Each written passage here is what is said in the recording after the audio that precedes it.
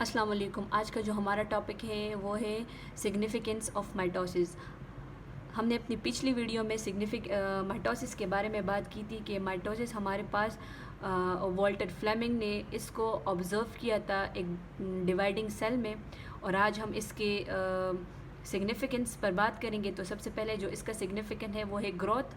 हमारे पास ये माइटोसिस के ज़रिए हमारे पास ग्रोथ होती है, यानी हमारे साथ पास जो मल्टी सेलुलर ऑर्गेनिज्म होता है वो ग्रो करता है और हमारे पास न्यू सेल जो होते हैं वो बनते हैं।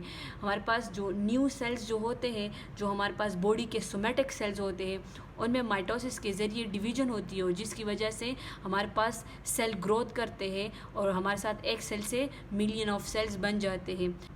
हमारे पास जो सेकंड पॉइंट है वो है repair of worn out parts, यानी हमारे पास वो डेड सेल्स जो हमारे पास जिनकी शेडिंग हुई होती है उसकी हमारे पास माइटोसिस हमारे पास उसकी रिपेयर करता है। यानी dead cells are continuously being replaced by mitosis. हमारे पास जो डेड सेल होते हैं, जो हमारे बॉडी के सेल्स होते हैं जिनकी डेथ हुई होती है, उसको हम वो माइटोसिस के ज़रिए रिपेयर कर लेते हैं।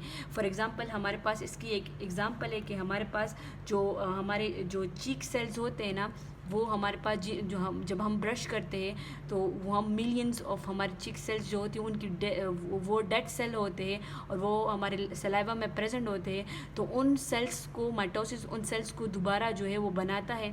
हमारे पास जो इसका नेक्स्ट जो एग्ज़ाम्पल है वो है रेड ब्लड सेल। हमारे पास रेड ब्लड सेल 120 डेज़ के बाद उनकी डेथ हो जाती है। 120 डेज़ के बाद हमारे पास रेड ब्लड सेल की डेथ हो जाती है। तो हमारे पास जो न्यू रेड ब्लड सेल्स बनते हैं वो हमारे पास माइटोसिस के ज़रिए बनते हैं। यानी हमारे पास जो पहले जो हमारे पास ग्रोथ हुई होती है, जो हमारे सोमेटिक सेल्स की ग्रोथ होती है और जो हमारे बॉडी की रिपेयर करता है वो हमारे पास माइटोसिस करता है। माइटोसिस के ज़रिए ही हमारे पास जो सेल्स होते हैं जिनकी डेथ हुई हो जाती है, जो हमारे बॉडी के सेल्स होते हैं उनकी डेथ हो जाती है, तो हमारे साथ माइटोसिस के ज़रिए वो रिपेयर कर लेते हैं।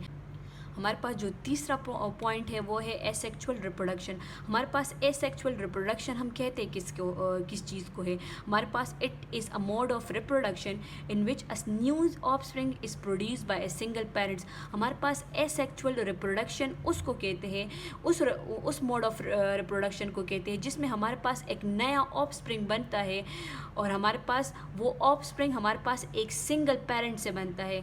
यानी हमारे पास जो हमारे पास एसेक्सुअल रिप्रोडक्शन में एक सिंगल पेरेंट होता है और वही एक सिंगल पेरेंट जो होते हैं वो ख़ुद को डिवाइड करता है और हमारे पास न्यू ऑफस्प्रिंग बनाता है।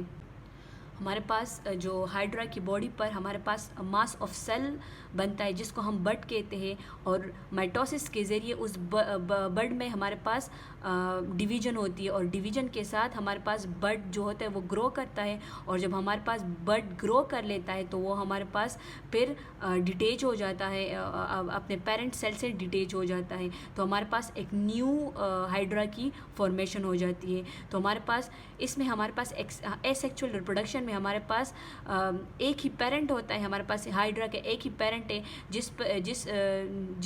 जिसके सेल में हमारे पास माइटोसिस हो जाता है और उसकी डिवीजन हो जाती है हमारे पास, और हमारे पास वो ग्रो कर लेता है और न्यू हाइड्रा में कन्वर्ट हो जाता है। Bud is form on a surface of hydra, mitosis continue in the cell of bud and grow into new hydra. हमारे पास बड जो होता है वो हाइड्रा के सरफेस ऑफ बॉडी पर बन जाता है और हमारे पास माइटोसिस जो उनके सेल्स में होता है और वो हमारे पास ग्रो कर लेता है और हमारे पास एक न्यू हाइड्रा में कन्वर्ट हो जाता है। यानी न्यू हाइड्रा जो है बड से हमारे पास न्यू हाइड्रा बन जाता है। हमारे पास regeneration last significance of mitosis का लास्ट पॉइंट है।